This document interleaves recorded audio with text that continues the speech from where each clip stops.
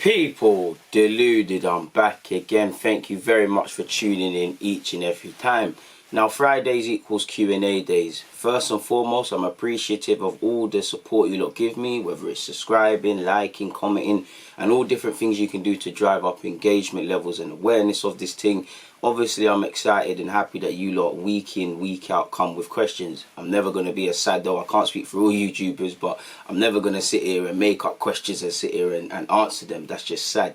So without you lot, this can't happen. And you lot are all living in many different regions of the world, and I'm always appreciative. Like I said, man, let me do exactly what we're here for and just crack on with your questions rather than keep waffling. I'm appreciative of everything, but let's go. Now, questions asked of myself via Twitter. There's a couple here. Freddie has said 3 Arsenal under-23s to keep an eye on for this season. These questions are always techie and I don't know, but 3 players I'm going to look out for. I'm keen to see Amari Hutchinson on our 18s. I'm keen to see how Mon Louise plays. I'm keen to see how Miguel Aziz develops. I'm keen to see Charlie Patino. You've got Daniel Ayoke, depending on what happens at right back over there. These are the usual suspects, the usual names, man. So I'd say that answers your question, and I think I went over 3. But 9 times out of 10, it's the person you're not looking at that is the one that goes on and does things. Kaylin has said, do you think Partey and Auer would make this transfer window a minimum 9/10? Yeah, I mean, by Arsenal standards, it would be a perfect window in terms of incomings. The only things you would use to grade it down is struggling to move players on sort of thing or whatnot. But again, we don't know when they're going to come in, if any are going to come in. But of course, if you could get Auer, Partey to go with Saliba and Gabriel, and obviously a shrewd purchase in Willian, renewing Aubameyang's deal, and obviously bringing back in Ceballos. I'm not too sure we'll sign Ceballos and the two midfielders, 3 options that are not here in total, but it would be a good season, and you'd only be looking at outgoings to criticise if anything. But one has to believe the likes of Torreira and Guendouzi would leave before, you know, definitely these two came in. Ocean has said, who do you think we need more, Partey or Auer / Coutinho? Partey. For me, they're both of equal importance. We need the box-to-box dynamism. Equally, we need someone that can break the lines, whether they're a deep line playmaker or more the modern-day midfielder. Ethan has said, who do you think will be the breakout star from the under-23 / academy this season? Similar to that question, I'm not too sure. It's difficult, man. I'm keen to see what Miguel Aziz what happens with Miguel Aziz. You know, rumours are he played against QPR, and he obviously played against MK Dons. I think Miguel could make his debut this season in some capacity. But there's a bunch of players, man, and like I said, more time it's the one player that you're not looking at. But I back everybody, man. I want everybody to do well and be a breakout star in their own way. Castro has said, is Arsenal looking like a team to challenge for the title in the coming seasons? If so, why? Impossible to know in the coming seasons. So I have to say no. So there's no need to expand further on that question, my guy. Annie has said, ideal replacement for Aubameyang when he eventually leaves. I rate Martinelli to be that guy. Same, man. I think we should try with Martinelli. Equally, let's get scouting from now and see if there's any breakout strikers of tomorrow. But I see no reason why Martinelli can't long-term move through the middle. I agree. B has said, with the squad we have now, what's our realistic finish in your opinion? And if we add Partey, Ceballos and an AM Auer or someone, where do you think we'd finish? I think regardless, it's a top 4 thing. Like, you just have to target top 4. Our immediate goal is to at least put in more of a fight at the top 4. So regardless of if the squad stays the same or you bring man in, that's the goal, and that's the only realistic target I'm hoping for. Of course, I would like to retain the FA Cup, go as far as we can, potentially winning the Europa League if these are to happen. Thomas said, hope you're doing well, DG. Love, my guy. Love for always being in these Q&As. I think it's safe to assume that Aubameyang will be our top goal scorer this season. In that case, who will be our runner-up? Lacazette, Eddie, Pepe, perhaps even William. What are your thoughts? I don't know. I don't think we score enough all over the side, man. I think you'd imagine, even though Lacazette's numbers are mediocre, he'd be up there. I think even though Pepe was highly criticised, he got a respectable number. You'd imagine Lacazette has to be there, really and truly. I would back Martinelli if he was fit, to be fair.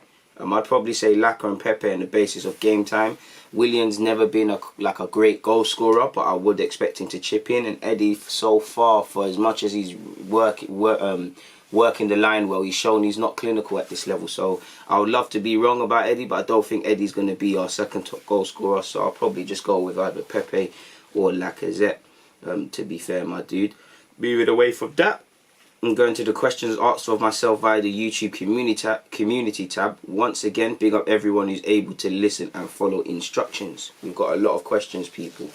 And I haven't even clicked the right tab. There we go. P17 said, who do you think is more important, Aouar or Partey? Kind of answered that question already, my guy. I think they're of equal importance.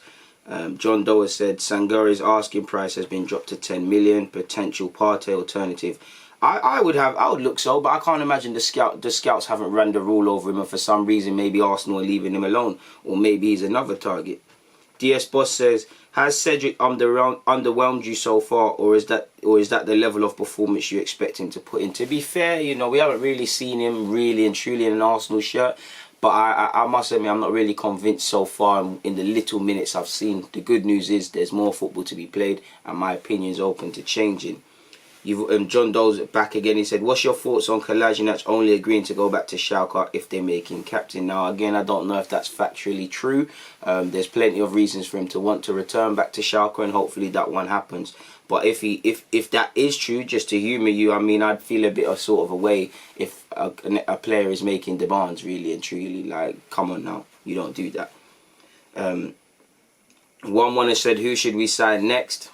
Aouar for me, man. That's the one I want, man. I want Aouar to be signed, man. Apparently they want 40 odd something million pounds. Surely we can scrape together a couple pennies for that. Big Celt has said, is there any more academy players you'd like to see go on loan? Tyrese John Jules. If Kolasinac leaves, the left back will become a weak spot. Is there any up and coming academy left backs to step in? Well, Zach Swanson's went out on loan. Ben Cottrell could probably do a job there. Remains to be seen. Joao Lopez for me needs to assert himself at under 23's level before he gets a look in. So I'm inclined to say at this moment in time I don't think there is a direct guy ready to come. But I don't work for Arsenal. I'm not an Arsenal coach. Grand scheme of things, my opinion doesn't matter. There might very well be.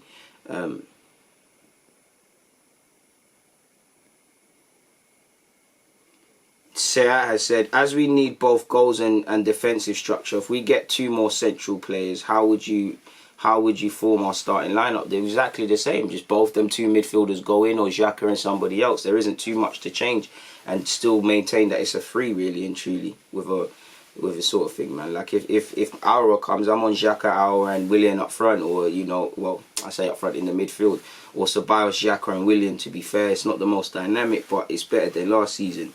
It is what it is. KG has said, what do the young players in the first team have to improve upon to become bona fide first teamers, or even more established Premier League stars? You've said Willock, Nelson, Nketiah, Emil Smith-Rowe, Martinelli. Martinelli just needs more game time, and to be fair, you know, I think Martinelli he's on the right track. To be fair, he just needs more game time. There's little bits in his game, but nothing really of note, really and truly. Sometimes he exerts a bit too much energy where he doesn't need to, but that's his enthusiasm. Emil Smith-Rowe, goals and assists and just making the right decision, seeing a picture before you've got the ball, doing things quicker. When you're playing in midfield, you need to anticipate what's happening. There's no time to dwell on the ball. Do think Emil Smith-Rowe can play with his head up a bit more, but that's just me. For Nketiah, I think it's just scoring goals. Like, ironically, you need to do more than just score goals as a striker, but the sad thing is you live and die by those. You know, his work rate's been good. He looks physically stronger since coming back from Leeds / being exposed, but at the same time, he's got to be clinical. At the end of the day, we didn't lose to Liverpool, but if we did, you know, we're probably looking at Eddie, like, you had a couple clear-cut chances and you haven't really taken them, really and truly.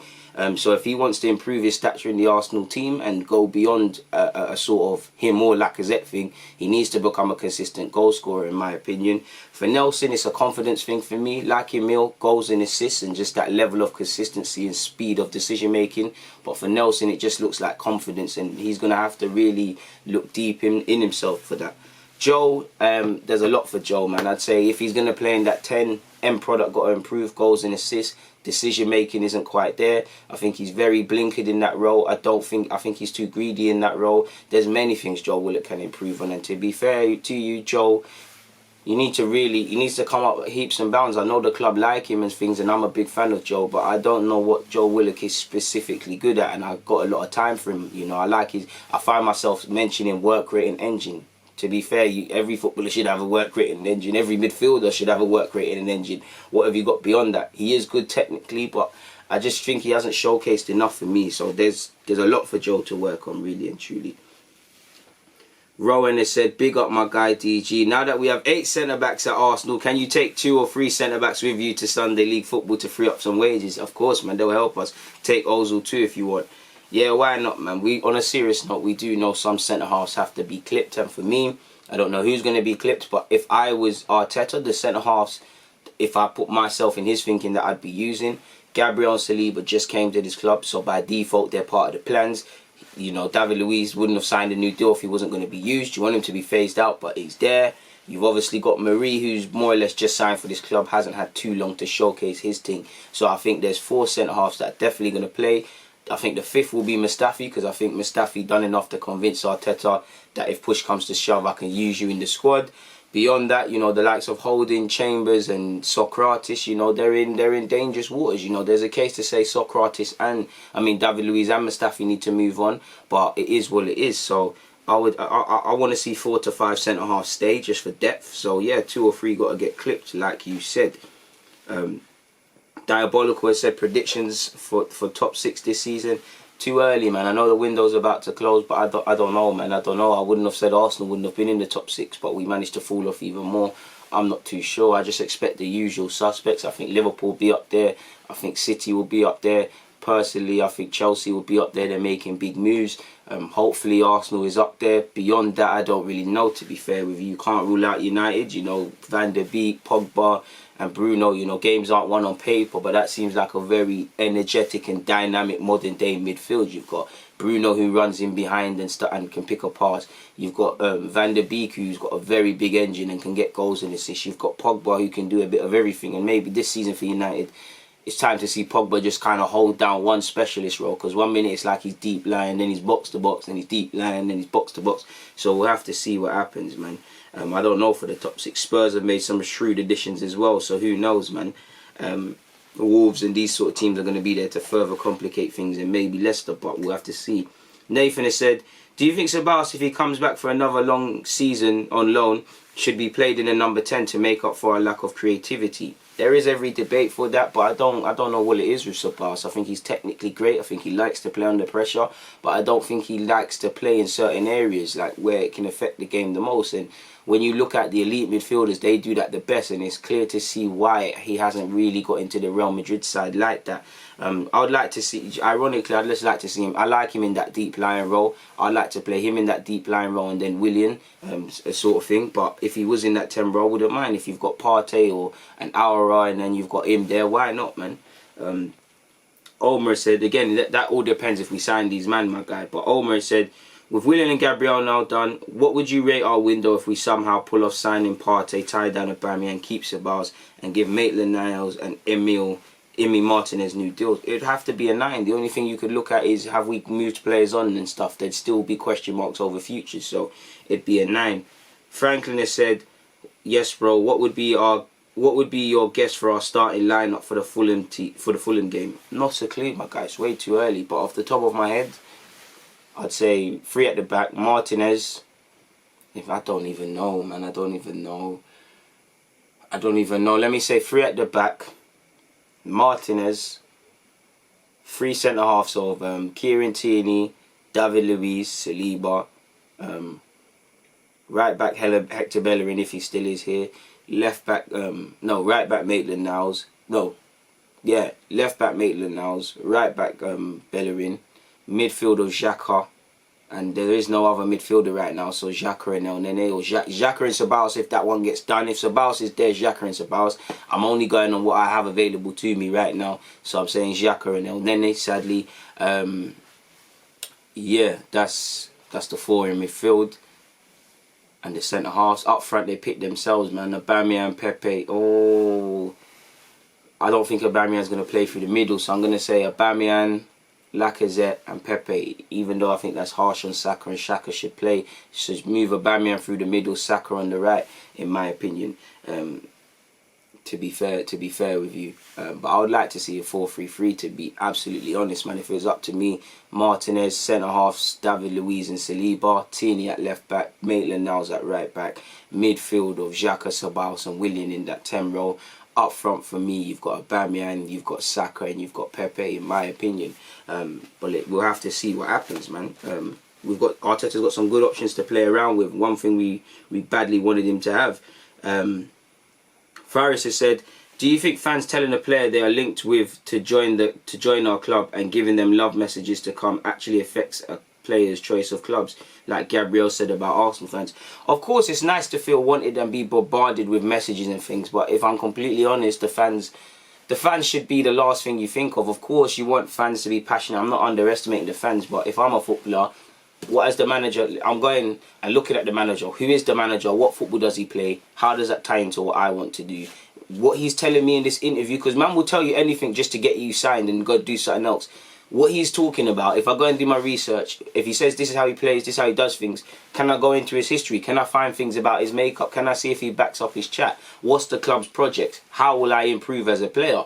I'll even think about the environment way before I think about the fans, to be fair. If I'm coming to London, where am I going to live? What is there to do in London? What's the weather like? Then when all the things are there, then you might be like, oh yeah, we got some passionate fans, you know. I'm not going to... Obviously, Gabriel said we played a part, but if we're completely honest, in the grand scheme of things, as much as I like it and I'm gassing it in my videos, we played a very small part. Edu and Arteta had to convince him. He needed to make a decision. He had family influences. He had his career to be thinking about. There's many factors way before thinking about the fans, so I do think that's a bit of PR, but who knows. Antonio has said, do you think that Arteta will continue with 3 centre-backs? Gabriel, Saliba and Luiz in the starting lineup. I would like to see that. I still want us to play 3 at the back when it demands it. I'm not too sure how much he will change things because we've got Fulham in just over a week and pre-season's been disrupted. I do think he'll go 4 at the back eventually, but I don't know if he'll start off with that. It's G Meda said, which player do you see Miguel Aziz becoming? I'm not too sure he'll become Miguel Aziz. I just think he could be a very good number 6, to be fair, receiving it off the centre halves and distributing it, or just a deep lying playmaker. Equally, he does show he can get up and down the field. I don't think box to box is quite him, but you never know. I just think he could be an Arsenal first teamer. You've also said, do you think we could have won the Europa League final if Arteta was the coach then? It's not, you know, it's easy to say that. We've gone to 2 finals against 2 top teams and won, but again, we don't know how it would have went. The team wasn't in the best of states, so I don't know. It's easy to say, yeah, he would have, but I can't predict the future, so not a clue. Not a clue, if I'm completely honest with you. Philip has said, hi DG, hope you and your family are well and good. What are your favourite hobbies besides football? That's all the tough one, and it makes me think how sad I am. I like to read, I like to look at investment, I like to look at self-growth and self-development. I wouldn't say I'm a massive boxing fan, but I like to follow boxing and UFC. I just like how they condition themselves. Yeah, man, like I'll watch sports, but like I'll watch Formula 1, but it's just on while I'm playing. Big Football Manager fan. Just like to chill off, man. Like to hit gym and do all of these, play football and do all of these things. Quite boring, really and truly, my guy, man. I ain't got no mad hobbies, like I can't draw and that. Play an occasional word search if that's exciting, but yeah, man, nothing else really, my dude, man. Quite a boring guy. Kaji has said, do you think Balogun deserves a first team chance? I think he definitely deserves a chance to train and show Arteta if he can be ready, and then we assess it from now. If he's ready, alright, cool, go and put pressure on Balogun and Lacazette. On Eddie and Lacazette. If he's not, can we get a development path? Can he go out on loan and then come back and play? Can we do little other things? His contract's running up, so he probably leaves the club, but who knows, man. Nick Beer said, do you think Arsenal play better without a crowd? If so, why? That's one I've been deliberating myself, because on one hand I think, yes, my guy, I think, you know, at the end of the day, fans can be a bit toxic, and you know, Arsenal, we go through bad form, and when you know what to expect from the fans, and with every touch you can feel, definitely at the Emirates, you can feel the nervousness of the fans and the tension during game in, game out, whether we've taken the lead or not, even at 1-0 up, and that does filter through to the players. So I would say to a degree, potentially, we've played better without the fans, like Wolves away from home, you know. Wolves, forgive me if I'm wrong, we beat them in the league away from home, right? That could have been a very different game if that was played you know, late kickoff in front of Wolves fans, the 12th man, because we have struggled with that. We've struggled against Wolves with that. We've struggled against Leicester with that. Sheffield United last season, we've definitely struggled with that. So you could say yes. I would say no, because at the same time, again, it's not the same, but when you play Sunday League, yeah, you can hear the fans and whatnot, but you're kind of airy airing them. One, you've got a job to do. The fans should be irrelevant. You know, you're in the trenches right now. You're part of an army. You just need to worry about your other members of that army and what your Lieutenant Arteta is saying. And there should be the only things you should factor. You shouldn't even be able to comprehend the fans and that to a degree. You should be able to air that. And even if you can't air it, you should be able to recognise it's happening and just, you know, put it to the side. And this is what I don't see at Arsenal. It does look like players want to hide in things generally. So I'd say there's plenty of reason to say yes, my guy. Great question, Nick, man. Zia just said, can I be a moderator? Yeah, I'll make you a moderator, man. Obviously, you moderators, you've been moving very good in my live streams. Make sure you keep it up because we're not here on a play thing. Last question. Andre said, if for some reason you were unable to get to a match and you were unable to watch it on TV and the only way you could get an accurate description of the game was by watching one of AFTV's interviews, who would you choose? Nobody, with all due respect. But if you had to push me, I'd say Curtis, Turkish, or Graham, to be fair with you. Just one of them three. But I wouldn't, you know, if I had to miss it, I'd just miss it, really and truly. I wouldn't be too fussed to really do that. But it is what it is. Let me quickly browse through the last Q&A session from last week and see if there's any questions under that, because I'm a good guy and whatnot. Let me see if there's anything.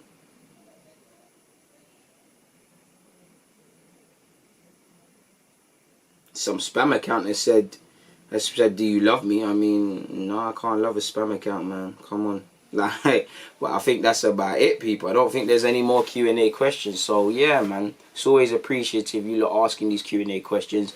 Please don't forget to like, comment and subscribe. Get in there with your questions under this video for next week. Obviously pay attention to the community tab, typically on a Monday or Tuesday, where I ask you for your Q&A questions and set a Wednesday deadline. Oh sorry people, my video's playing. Who's this YouTuber chatting nonsense? Shut up, man. But on that note, though, man, people, it's always enjoyable speaking to you lot. Until we meet again, DG, I'm out.